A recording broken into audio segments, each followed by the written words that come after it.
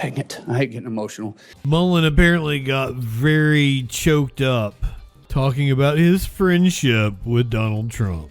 And the president arrived. For the next 15 minutes, he did nothing but love on my son. Ooh. That one incident jogged his memory. So anyways, he grabbed my son and he said, do you know why I love your dad? Do you know why I love your dad? And he goes, no, sir. He goes, because he loves you. Because of you. Because of you. Man. I mean, I believe that. He didn't do it for any other reason. I mean, here's the president of the United States, and he did it just because he cared. Trump is a con man. And so when you want to say why he's a friend, yeah, we were acquaintances before that. We've been friends ever since. The American people need to hear that. Thank you. Thank you. Senator Blumenthal. Men are simply too emotional for this job. Yo, I'm Justin Freakin. Right-wingers keep trying to mock me for my sub and view count on YouTube, so I guess I'll be a good content creator and do what the algorithm gods demand and tell you to like the video. Yeah. Or dislike it for all I care. I know I'm not a very likable personality. But if you do enjoy the vibes around here, be a good subby and seduce that subscribe button. And if you want to find out what that news be doing Sunday through Thursday at 4 p.m. Eastern, 1 Specific on the Troll Patrol Live, then be sure to hit that bell the way I would hit the ball. Very much. With the nominee, please stand and raise your right hand. The nominee for Secretary of Homeland Security, the replacement for testimony will Kristi Noem. Committee will be the truth, the whole truth, and nothing but the truth. So help you God. Senator Mullin, you are recognized for your opening statement. I think before I can start my opening statement, I have to address the remarks the chairman made, calling me a liar. Sir, I think everybody in this room knows that I'm very blunt and direct to the point, and if I have something to say, I'll say it directly to your face. If you recall, back in my House days, we actually did have this conversation because of the remarks that I've made. You were in a room. I simply addressed that I said I could understand because of the behavior you were having, that I could understand why the neighbor did what he did. As far as my terms, the snake in the grass, sir, I work around. I mean, I don't disagree with Mullin on that. I understand why Rand's neighbor did what he did. This room to try to fix problems. I've worked with many people in this room. But also, Markwayne Mullin is a bully. More than you work with us. I did address those remarks. I did explain your gimmicks by the amendment you put forth. And as far as me saying that I invoke violence, I don't. I don't think anybody should be hit by surprise. I don't like that. But if I do have something to say, everybody in this room knows I'll come straight to you. I'll say it publicly and I'll say it privately, but I'll never say it behind your back. So for you to say I'm a liar, sir, that's not accurate. And I got proof to say that because you have spent millions of dollars in my campaigns against me because we just don't get along. However, sir, that doesn't keep me at all from doing my job. I can have different opinions with everybody in this room, but as Secretary of Homeland, I'll be protecting everybody, including Kentucky, as much as I will my own backyard in Oklahoma. It's bigger than the partisan bickering that we have. It's bigger than the political differences we have. The truth is, yeah, sure, I have pal. a job to do, and I don't like to fail at anything, at all. So I can set it aside if you're willing to set it aside. Let me earn your respect. Let me earn the job. I won't fail you. I won't back down from a challenge. And I'll also admit when I'm wrong. I'm not perfect. I don't claim to be perfect. I make mistakes just like anybody else. But mistakes, if you own them, you can learn from them and you can move ahead. And I'll make that commitment to you.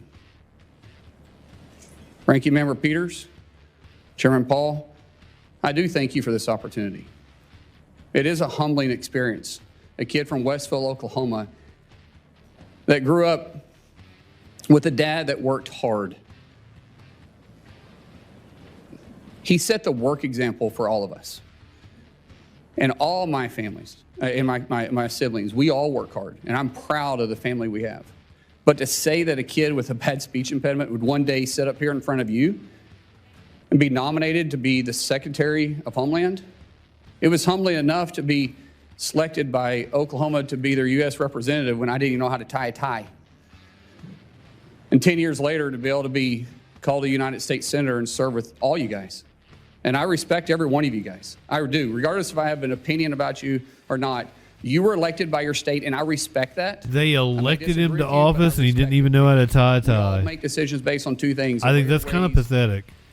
which never changes, and our life experiences with constantly change. For me, to be able to have the love of my life behind me, somebody I literally fell in love with in 3rd grade,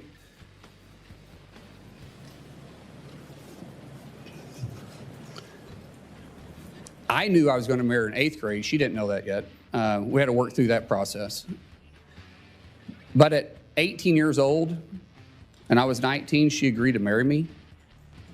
I didn't have anything. I was on a wrestling scholarship, living in a dorm. She was cheering at Northeastern State University. I think she fell in love with my truck, because my truck was pretty cool. But the truth is, She we fell didn't in know love with him what we because of didn't his know, truck. but we did know we loved each other. And I haven't been perfect. I apologize to her quite often and send her flowers all the time. But I still am humbled by the fact that we've got to enjoy this walk together. We've had God on It's our his- side and It's her his right opening beside me. statement. And to our 6 children who's been on this adventure with me, what an adventure it's been. We have a saying in our 6? family, you're never going to change Get anything off you're of willing to her. tolerate. That's how we live our life, and that's how we move forward. And regardless of what's in front of us, we always take it on as a family. And I'm not scared of a challenge. I am scared of failure. And so I will work hard each day. I'll work hard to make the 280,000 employees at DHS with the 22 agencies that's underneath me proud. I'll show them somebody that no one will outwork. I'll work beside them every single day to not just secure a homeland, Work, to bring work. peace of mind and confidence to the agency. My goal in 6 months is that we're not in the lead story every single day. My goal is for people to understand we're out there, we're protecting them, and we're working with them. My goal is to make every one of you guys proud. My goal for those that don't support me, regret not supporting me. But we have to get DHS funded. We have to. My friends, we have to set the partisan side down. And we have to realize that we're putting our homeland and the peace of mind at risk for the American people. Sometimes it's political theater, sometimes it's true differences. But what we do know is that we're playing with fire. We have Thank you for throwing out the gift 280,000 sub. employees right now that are on day 30 without pay, and they're still showing up every single day to do their job. That is a dedicated group of people. And we should all be proud of them. We should all be working together, and we should all be trying to fund them. So I pray, seriously, I pray. Well, I mean, Carlo, this is the guy that threatened to fight the Once head this of hearing's the. over and once we go through Wasn't the this Teamsters, right? It was the other I one. get it. That I was get the some of it's gotta be Teamsters. It was the head of the political theater. I Teamsters. It was understand Sean I gotta Fain. really pray about my No, I attitude. mean Sean, other I will Sean. say, once And is it's that over, him behind we him? work together and get them funded. So when I walk Are they in, friends now? if I'm fortunate enough to be confirmed, John if O'Brien, I that's walk it. in as secretary, that these guys are ready to go to work day one. So God bless you. Thank you so much for this opportunity. And I look forward to your questions. It's the standard practice of this committee for the chairman to ask nominees the following question. Do you agree without reservation to comply with any request or summons to appear or testify before any duly constituted committee of Congress if you're confirmed? I do. We'll now proceed to 7 minutes of questioning. The record should show, and I think will show, a lack of contrition, no apology, and no regrets for your support. You completely understand the violence that was perpetrated on me. You're unrepentant. The only thing you quibble about is whether I met Oh, this is personal. you in the house. I don't think we ever met when you were in the house. And this idea that the only thing you're upset about is not that you were for violence. What you're upset about is that I called you a liar because These two men hate each other. more about this machismo that you have. When in Oklahoma, the media asked you about the refugee welfare programs, the programs you voted to continue funding, it was this whole idea that you were going to transfer it because you were uncomfortable, your anger, low impulse control, causes you to then go after and decide that you're going to go after me as well. We got a hype train going on. How the fuck did that happen? Understood that I was assaulted from behind, had 6 ribs broken and part of my lung removed. And that was Yeah, hype train for Rand Paul getting assaulted. Approve of as far as resolution of political problems. When I talked to you privately on the phone, there was no apology. You just said, "Well, Apologize." Political difference, go by," and you said a few minutes ago, "We can just set it aside." Well, political differences we can, but when you say that you agree with a felon, a Trump-hating felon who attacked, It seemed like a low bar for a hype train. set that aside. Oh, it's no big deal. Just throwing it out there. I lay in pain for 2 months, had 6 ribs broken, 3 of them separated, grinding upon bone for months, had part of my lung removed, and you think that's great and to be extolled. I mean, the sheer lack of any kind of self-awareness that you're going to be leading thousands of men and women who will have the use of force, and there's been great questions in our country about how that will be used, and you think a violent attack is just fine. So I guess my first question is, do you think that justifying that kind of violence sets a good example for the men and women of ICE and Border Patrol? Mr. Chairman, first of all, I didn't know the extent of your damage. When the phone call was made, I made it to you and I tried to talk to you. You didn't engage at all. In fact, you said, get your paperwork in. It's got to be 3 days in between. You offered no apology. Sir? And you offer no apology today and no regrets. Haven't heard the word apologize, haven't heard the word regret, haven't heard I misspoke and it was heated and I made a mistake. Haven't heard any of those words.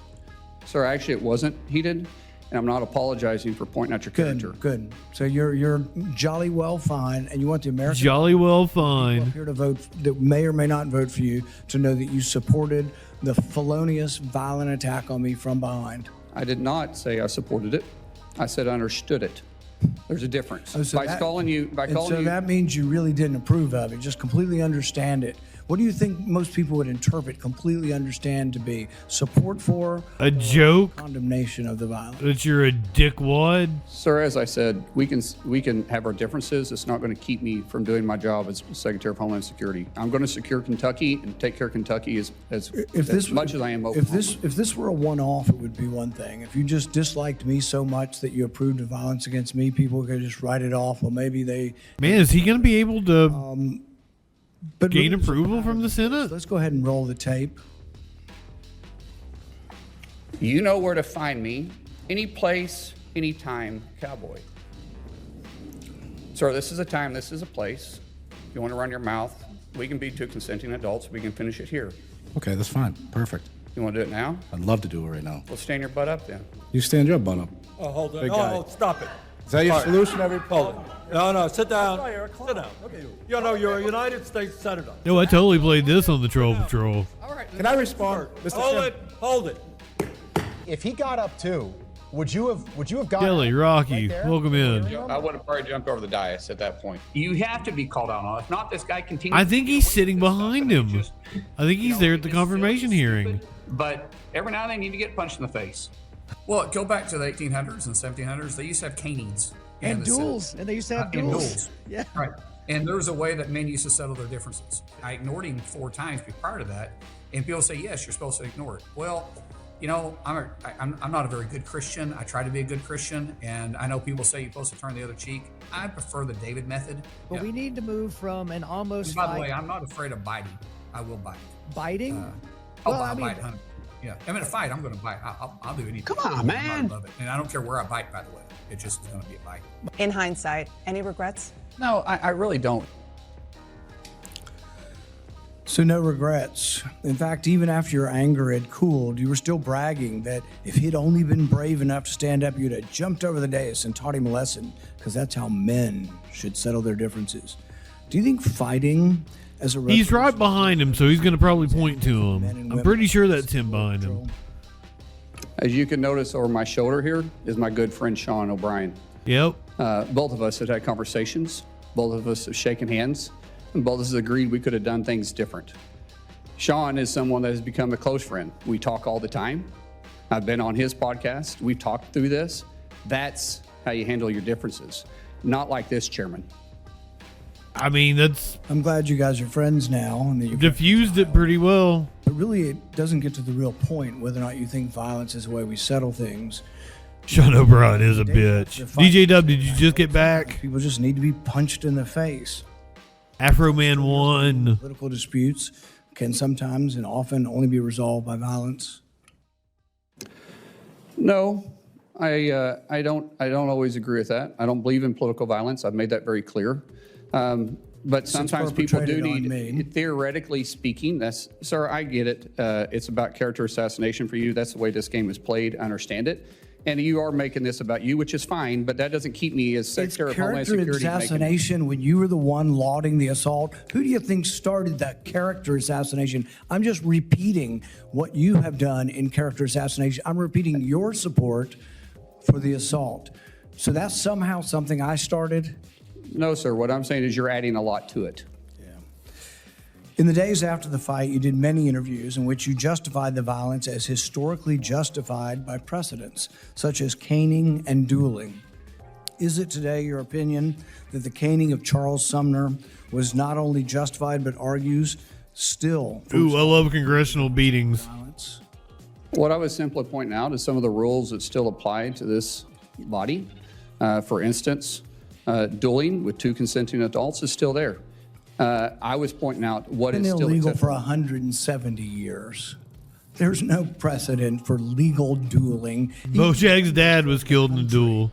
Do you realize that the man that beat Charles Sumner with a cane, he beat him till he was unconscious? You know why no senators intervened? Because his friend held a gun on the other senators, and he kept beating him until he crushed his skull.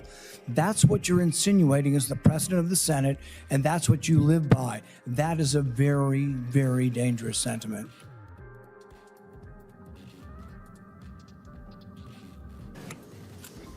After a half a dozen victory lap interviews where you pointed out that the union guy was just lucky that fear kept him from standing up, Dana Bash asked you if you have any regrets about bringing violence to a Senate committee, and you replied that you have no regrets. Today you've said you have no regrets about being happy, being completely understanding why I was attacked from behind. You had no regrets about, instigating a brawl in a Senate committee hearing. Are those still your opinions? Mr. Chairman, you're going to have your opinion. I'm going to have mine. As the Secretary of Homeland Security, I'm going to bring peace of mind and security to this country, and I'm going to stay laser focused on that. Senator Peters.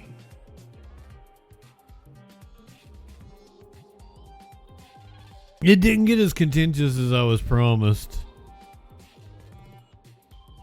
Mullin apparently got very choked up talking about his friendship with Donald Trump. I mean, who doesn't, right? Really world-class athlete, and January 17th of 2020, which mind you was an election year, he had a really serious brain injury. Woke up 26 hours later, and he's a different kid. We almost lost him. And when he woke up, he was just different. I mean, here you had a world-class athlete that wrestled all over the world since he was 12 years old, and he couldn't touch his nose. He couldn't walk without shuffling his feet. He had short-term memory loss. And the president found out about it, and he gave me a call immediately. But the president didn't understand the severity of it, but he heard it in my voice, and immediately he went to work. We get there, and he called almost every day for 2 weeks checking on Jim. And then he says, I'm going to come see him. And now this is the middle of the election. This is Bakersfield, California. Really not an area he's got to go campaign. The senator told us that the short-term memory loss something would trigger it. Some big event would eventually trigger where he'd start retaining stuff. Until then, he was still having issues. And the president arrived. For the next 15 minutes, he did nothing but love on my son. Ooh. That that one incident jogged his memory. And from then on, he started retaining things. And Jim's attitude went from this, you know, we're going to get through it, to this, I'm going to get through it. And every week, if not most days, the president would call and ask how he could help. Ask, how's his buddy doing? How's Jim doing? And the guy was still that concerned about my son.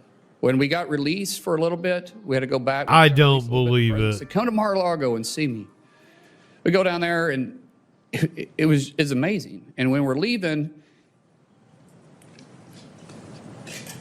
dang it, I hate getting emotional. See, if I talk about my kids, I get emotional. Other than that, you can't make me cry.